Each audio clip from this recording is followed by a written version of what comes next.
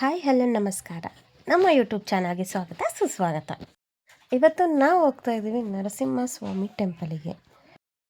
ಪ್ರತಿ ಸರ್ತಿ Bangalore to Arsikere travel ಮಾಡಬೇಕಾದ್ರೆ ಅನ್ಕೋತಾ ಇದ್ವಿ ಬೆಟ್ಟದ ಮೇಲಿರೋ ಲಕ್ಷ್ಮೀ ನರಸಿಂಹಸ್ವಾಮಿ ಟೆಂಪಲಿಗೆ ಹೋಗಬೇಕು ಅಂತ ಅಂದ್ಬಿಟ್ಟು. ಸೊ ಏನಂದರೆ ನಾವು ಅರಸೀಕೆರೆಯಿಂದ ಬ್ಯಾಂಗ್ಳೂರು ಬರೋ ಟೈಮಲ್ಲಿ ನಾವು ಅವತ್ತು ಫ್ರೀ ಇರೋದ್ರಿಂದ ಅವತ್ತು ಹೋಗ್ಬಿಟ್ಟು ವಿಸಿಟ್ ಮಾಡಿದ್ವಿ. ತುಂಬ ಖುಷಿಯಾಯಿತು.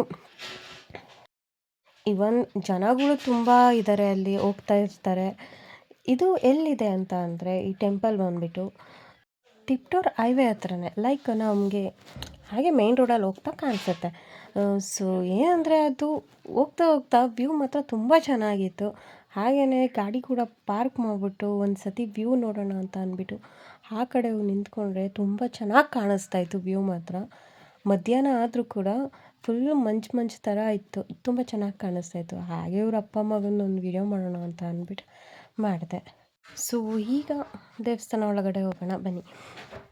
ಹಾಗೆ ಕೈಕಾಲು ತೊಳ್ಕೊಂಡು ಅಲ್ಲಿ ಹೋಗ್ಬೇಕಾದ್ರೆ ಇಲ್ಲಿ ಒಂದು ತಾತ ನಾಮ ಬೆಳೀತಾಯಿದ್ರು.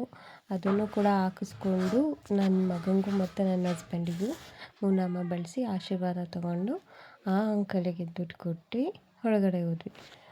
ಅಲ್ಲಿ ಹೋಗ್ಬೇಕಾದ್ರೆ ಒಂದು ವೀಡಿಯೋ ಮಾಡೋಣ ಅಂತ ಮಾಡಿದ್ರೆ ನನ್ನ ಮಗ ನನ್ನ ಹಸ್ಬೆಂಡಿಗೇನೆ ಕನ್ನಡಕ ಹಾಕೋದಕ್ಕೆ ಹೋಗ್ತಾಯಿದ್ದ.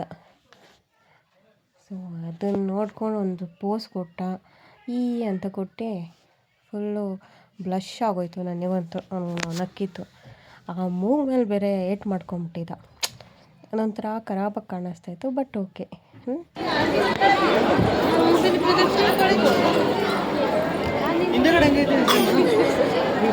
ನೋಡ್ಕೊಂಡು ಹೋಗೋಣ ನೋಡಿ.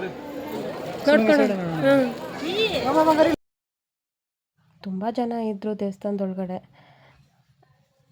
ನೋಡಿ, ನಮಸ್ಕಾರ ಮಾಡ್ಕೊಳ್ಳಿ ಎಲ್ಲ. ನರಸಿಂಹಸ್ವಾಮಿ ದೇವಸ್ಥಾನದಲ್ಲಿ ಒಳಗಡೆ ಇದ್ದೀವಿ.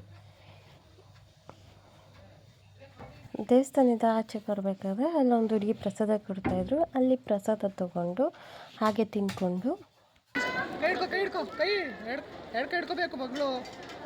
ಬಿತ್ತದ ಅನ್ಸೋದು.